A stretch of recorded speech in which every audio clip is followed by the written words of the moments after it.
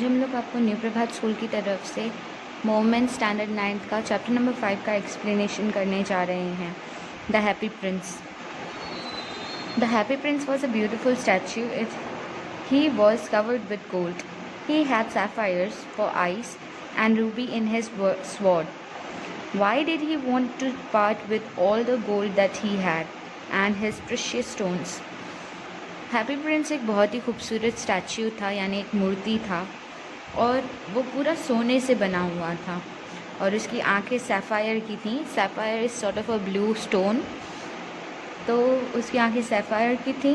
And Ruby in his sword. Ruby एक red colour का diamond होता है जो कि उसकी स्वॉर्ड यानी कि तलवार में लगा हुआ था। एंड वो ये सारी चीज़ें क्यों दे देना चाहता था, उसके बारे में ये स्टोरी है। High above the city on a tall column stood the statue of the Happy Prince. He was gilded all over with thin leaves of fine gold. For eyes he had two bright sapphires, and a large red ruby glowed on his sword hilt. आसमान के ऊंचाइयों पर शहर की सबसे ऊंची area में एक बड़े से कॉलम के ऊपर, column means a pillar sort of a thing, उसके ऊपर ये स्टैचू लगा हुआ था जो कि हैप्पी प्रिंस का था, और वो पूरा सोने की परत से जड़ा हुआ था। यानी कि गिल्डेड का मतलब होता है पूरा फिल्ड अप होना अच्छे से। उसकी आंखों में ब्लू सैफायर्स थे और उसकी स्वॉर्ड की हिल्ट का मतलब होता है जो हैंडल होता है तलवार का, उसे हिल्ट कहा जाता है। तो उसके हिल्ट के पास एक बड़ा रूबी लगा हुआ था रेड कलर का। One night there flew over the city a little swallow. His friends had gone away to Egypt 6 weeks before, but he had to stay behind. Then he decided to go to Egypt too.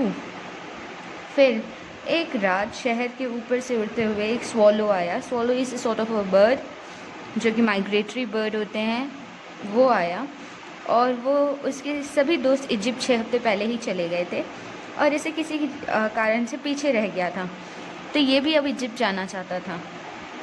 All day long he flew, and at night time he arrived at the city. Where shall I put up? He said. I hope town has made preparations.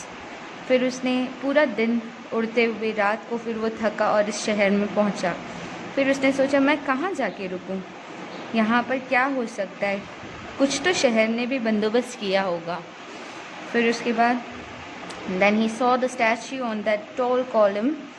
फिर उसने वो statue देखा जो कि वो ऊंचे से column के ऊपर लगा था। I will put up there, he cried.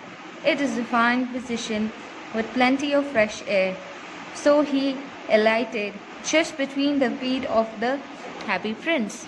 फिर उसने वो स्टैच्यू देखा कॉलम पर, तो उसने कहा मैं यहीं जाके रुक जाता हूँ। वहाँ पर बहुत अच्छी पोजीशन थी क्योंकि वो ऊंचाई पे था, वहाँ ठंडी हवा भी अच्छी आ रही थी।